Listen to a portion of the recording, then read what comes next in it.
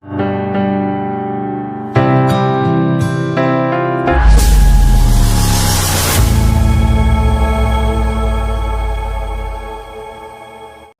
ప్రభు అయిన యేసుక్రీస్తు నామంలో మీ అందరికీ వేలాది వందనాలు స్తోత్రాలు చెల్లించుకుంటున్నానండి. అయితే మన ప్రవీణ్ అన్న వీర మరణం గురించి మనకందరికీ ఇంతవరకు అర్థమయ్యి ఉంటుంది.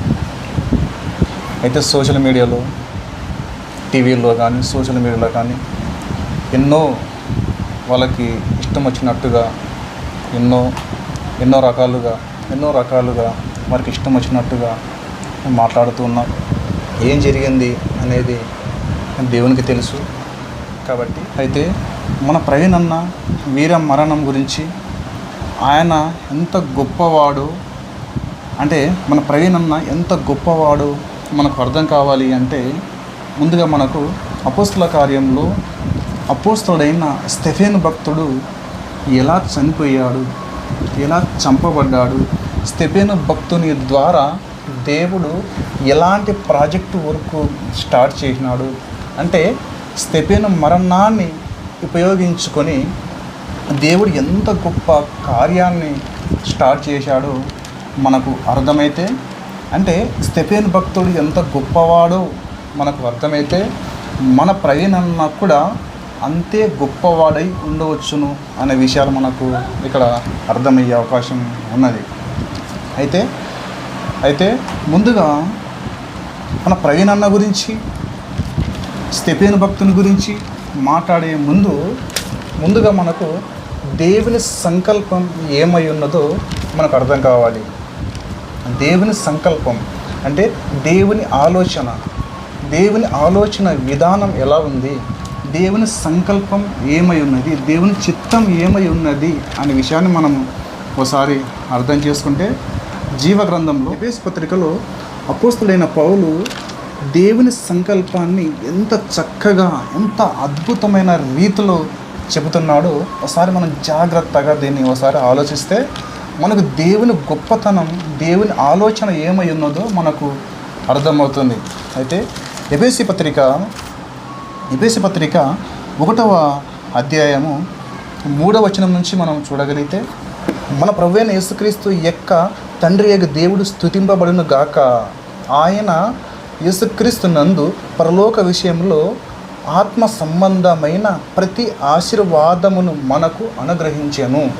అంటే ఆత్మ సంబంధమైన ఆశీర్వాదము అని ఇక్కడ మనకు క్లియర్గా చెప్తున్నాడు.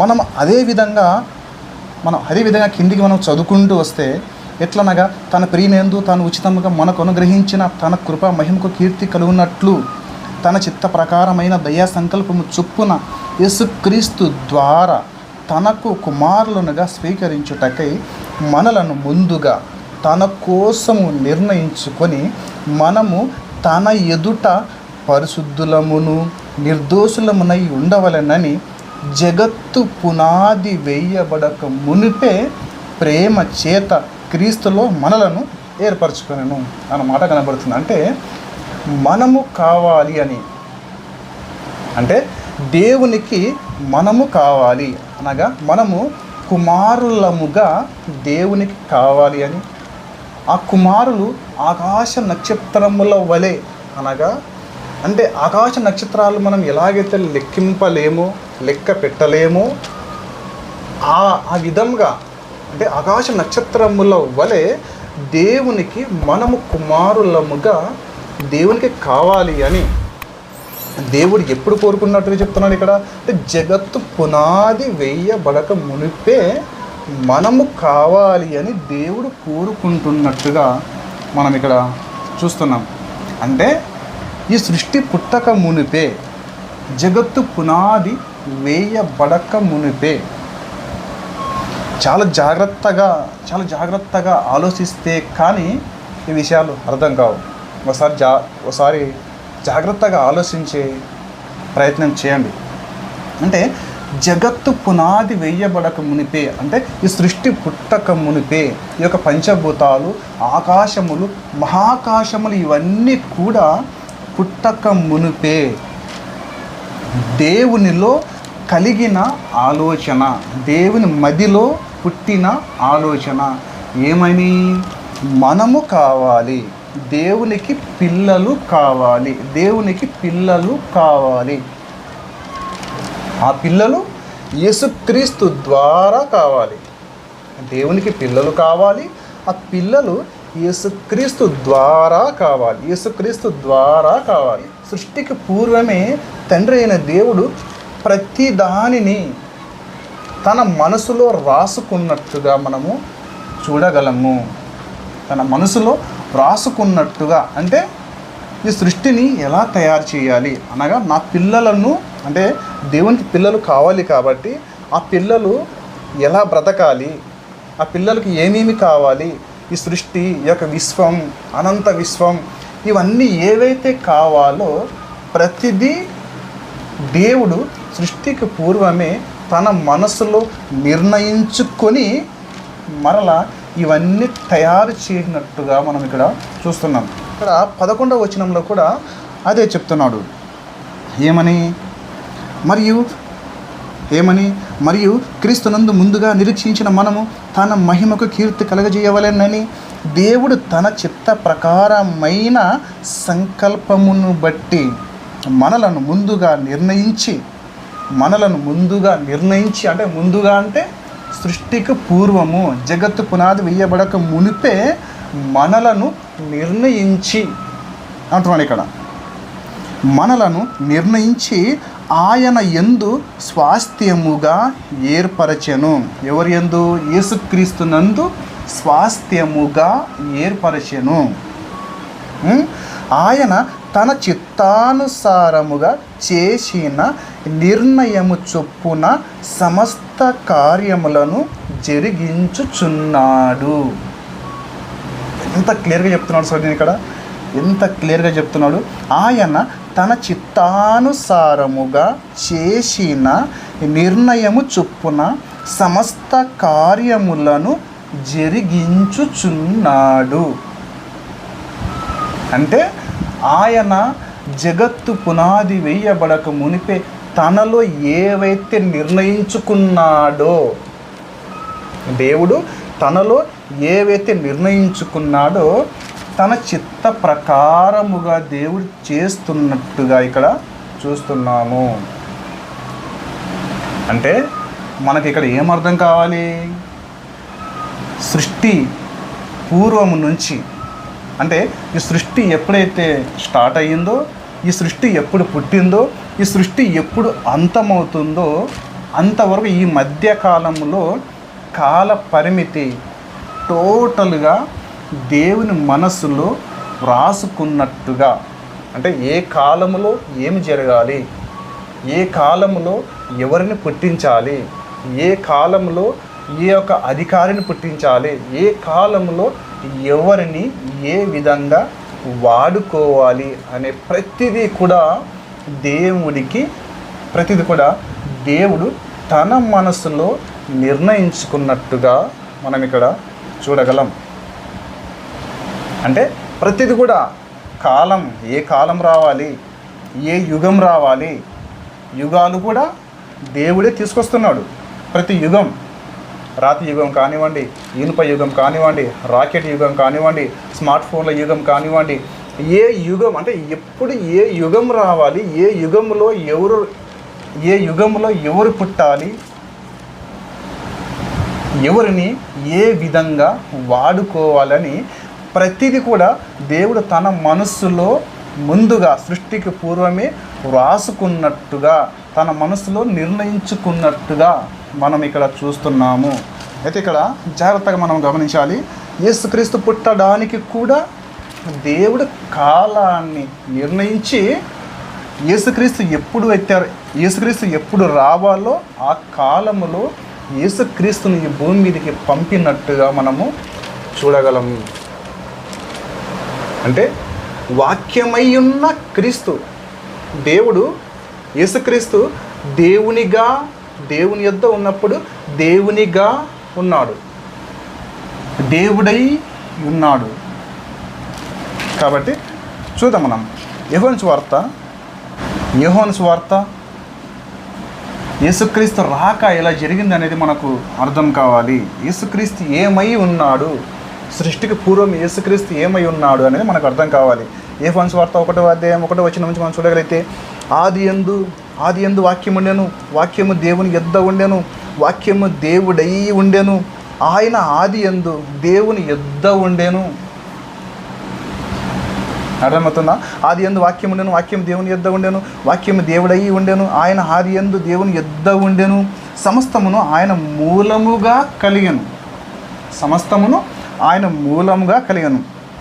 14వ వచనంలో చూస్తే, ఆ వాక్యము శరీరధారి అయి కృపా సత్య సంపూర్ణునిగా మన మధ్య నివసించెను. 1వ వచనంలో చూస్తే ఏముంది? వాక్యము దేవుడై ఉండెను, వాక్యము దేవుడై ఉండెను. 14వ వచనంలో ఆ వాక్యము శరీరాన్ని ధరించుకొని ఈ భూమి మీదకి వచ్చాను. అంటే వాక్యము అనగా జీవజల నది అని ఇంకొక పేరు కూడా ఉన్నది. ఏదది? జీవజల నది. అంటే జీవజల నది అయిన యేసుక్రీస్తు ప్రభులవారు పరలోకంలో వాక్యముగా ఉండి, దేవుడిగా ఉండి, వాక్యముగా ఉండి, జీవజల నది అనగా వాక్యము ఈ భూమి మీదకి వచ్చినట్టుగా మనము చూస్తున్నాము. అంటే యేసుక్రీస్తు ఈ భూమి మీదకి వచ్చినప్పుడు జీవజల నదిగా, వాక్యముగా ఈ భూమి మీదకి వచ్చి క్రీస్తు ప్రభుల వారు ఈ భూమి మీద తన రాజ్యాన్ని స్థాపించినట్టుగా మనము చూస్తాము. అంటే మత్తయి సువార్త నుంచి మనం చూడగలిగితే యేసుక్రీస్తు ప్రభుల వారు తన రాజ్యాన్ని స్థాపించినట్టుగా మనం చూస్తాం. ఆత్మ సంబంధమైన రాజ్యం అంటే రాజ్యాన్ని స్థాపించినట్టుగా, అనగా సంఘాన్ని ప్రారంభించినట్టుగా మనం చూస్తాం. యేసుక్రీస్తు ప్రభుల వారు ఈ భూమి మీద రాజ్యాన్ని స్థాపించినప్పుడు, అనగా సంఘాన్ని ప్రారంభించక మునుపు రాజ్యాన్ని స్థాపిస్తాడని, జీవజల నదిని పరలోకం నుంచి తీసుకొస్తాడని ఎంతోమంది ప్రవక్తలు మనము చెప్పినట్టుగా మనం చూడగలం. అది మనం ఒక ప్రవక్త గురించి మనం చూడగలిగితే యెషయా గ్రంథము 2వ అధ్యాయము 3వ వచనాన్ని మనం చూడగలిగితే, ఆ కాలమందు సియోనులో నుండి ధర్మశాస్త్రము అనగా వాక్యం, ఆ కాలమున సియోనులో నుండి ధర్మశాస్త్రము యెరూషలేములో నుండి యెహోవా వాక్కు బయలు వెళ్ళును. జీవజల నది యెరూషలేములో స్టార్ట్ అయ్యి, అనగా దేవుని వాక్కు యెరూషలేములో ప్రారంభమై, యెరూషలేము నుంచి వాక్కు బయటకు వెళుతుంది అన్నాడు. బయటకు అంటే యెరూషలేము అంటే ముందు యెరూషలేములో ప్రారంభమయ్యి యెరూషలేము నుంచి బయటకు వెళుతుంది. ఇక్కడ మీరు కింద వచనాలు కూడా మీరు చూడగలిగితే అదే కనిపిస్తుంది. అంటే యేసుక్రీస్తు మధ్యవర్తిగా ఉండి, 4వ వచనం చూస్తే ఆయన మధ్యవర్తి అయి అన్ని జనులకు న్యాయము తీర్చును అనే మాట కనబడుతుంది. కాబట్టి యెహెజ్కేలు గ్రంథము 47వ అధ్యాయము 1వ వచనం నుంచి కూడా జీవజల నది అనగా సంఘము ఎలా స్టార్ట్ అవుతుంది, సంఘము ఎలా బయటకు వెళుతుంది అనే విషయాలను ఇక్కడ ఒకటో వచనం నుంచి చక్కగా ఆయన చెప్పుకుంటూ వచ్చి 9వ వచనంలో మనం చూడగలిగితే, వడిగా పారు ఈ నది అనగా ధారాళముగా అని మనం చెప్పొచ్చు. ఇక్కడ వడిగా పారు ఈ నది, ఈ నీళ్లు అక్కడికి వచ్చుట వలన ఆ నీరు మంచి నీరగును గనుక చేపలు బహుగా విస్తారములగును. ఈ నది ఎక్కడికి పారునో అక్కడ సమస్తమును బ్రతుకును. ఎంత చక్కగా చెప్తున్నారు చూడండి. ఇక్కడ ఈ నది ఎక్కడికి పారునో అక్కడ సమస్తమును, ఈ నది ఎక్కడికి పారునో అక్కడ సమస్తమును బ్రతుకును. ఎంత చక్కని మాటలు ఇక్కడ చెప్తున్నాడు అంటే యేసుక్రీస్తు ప్రభుల వారు యేసుక్రీస్తు ప్రభుల వారు ఈ భూమికి తీసుకొచ్చే జీవజల నది ఎక్కడికి పారుతుందో అక్కడ బ్రతుకును, అంటే అక్కడ ప్రజలు బ్రతుకుతారు అనే మాటను ఇక్కడ మనము చూడగలం. అంటే ఇక్కడ మీకు ఓవరాల్గా మీకు ఏమర్థం కావాలంటే యేసుక్రీస్తు ప్రభుల వారు జీవజల నదిని పరలోకం నుంచి తీసుకురాబోతున్నాడు, తీసుకొచ్చిండు అనగా సంఘాన్ని భూమి మీద స్థాపించిండు, దేవుని రాజ్యాన్ని స్థాపించిండు. ఆ సంఘము అపోస్తల కార్యంలో 2వ అధ్యాయం నుంచి మనము చక్కగా మనం చూడగలిగితే అపోస్తల కార్యము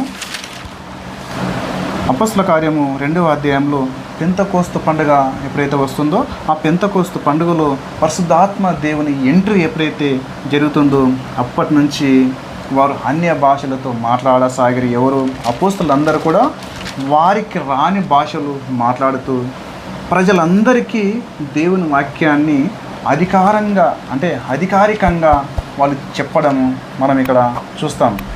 అయితే అపోస్తల కార్యములో సంఘము ప్రారంభమవుతుంది, యేసుక్రీస్తు స్థాపించింది ఇక్కడ ప్రారంభమవుతుంది. జీవజల నది యెరూషలేములో ప్రారంభమై యెరూషలేము నుంచి పక్క దేశాలకు అనగా ప్రపంచానికి ఎగబాకడానికి జీవజల నది ప్రపంచానికి పారడానికి మొదటి మెట్టు స్తెఫెను మరణమే కనిపిస్తున్నది. అంటే స్తెఫెను మరణముతో దేవుడు ఈ యొక్క కార్యాన్ని ఈ యొక్క ప్రాజెక్టు వర్కును స్టార్ట్ చేసినట్టుగా మనం ఇక్కడ చూస్తున్నాము. మన ప్రవక్తలందరూ చెప్పినట్టుగా జీవజల నది ఇశ్రాయేల్ దేశంలో ప్రారంభమై ప్రపంచమంతటా పారుతున్నది అని ప్రవక్తలందరూ ఎలా చెప్పారో ఆ యొక్క ప్రవచనాలన్నీ స్తెఫెను భక్తుని మరణముతో నెరవేరుతున్నట్టుగా మనం ఇక్కడ చూస్తున్నాం. మరలా స్తెఫెను భక్తుని మరణాన్ని జ్ఞాపకం చేస్తూ స్తెఫెను విషయంలో కలిగిన శ్రమను బట్టి ఇశ్రాయేల్ దేశంలో ప్రారంభమైన జీవజల నది ఇప్పుడు చూడండి ఎక్కడెక్కడ పారుతున్నది. అనగా స్తెఫెనును చంపగా సంఘానికి శ్రమ కలిగింది, ఆ శ్రమను బట్టి జీవజల నది ప్రపంచానికి ఎగబాకు యొక్క దేశానికి వెళ్ళింది.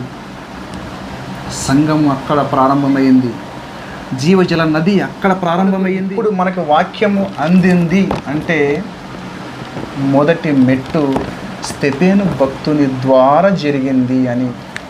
ఇప్పుడు మన ప్రవీణన్న మరణం ద్వారా సంఘాలు నీ సంఘం నీది, నా సంఘం నాది అని చెప్పి కొట్టుక చేస్తున్నట్టుగా మనం ఎన్ని రోజులు చూస్తున్నాం. నా క్రైస్తవులందరినీ ఏకం చేసే ఒక ప్రాజెక్ట్ వర్క్ను దేవుడు స్టార్ట్ చేశాడేమో చిన్న రిక్వెస్ట్ చేసుకుంటున్నాను. గొప్ప గొప్ప జ్ఞానపు సంగతులు అనగా దేవుని జ్ఞానాన్ని ఇతరులకు బోధించాలి అంటే మీరు ఒకటి జాగ్రత్తగా గమనించండి.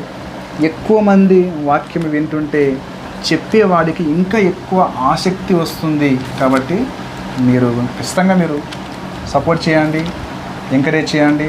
మీ కామెంట్ ద్వారా మీ యొక్క అభిప్రాయాన్ని తెలియజేస్తారని నమ్ముచు ప్రభువైన యేసుక్రీస్తు నామములో మరి ఒకసారి మీ అందరికీ వందనాలు చెబుతూ సెలవు తీసుకుంటున్నాను.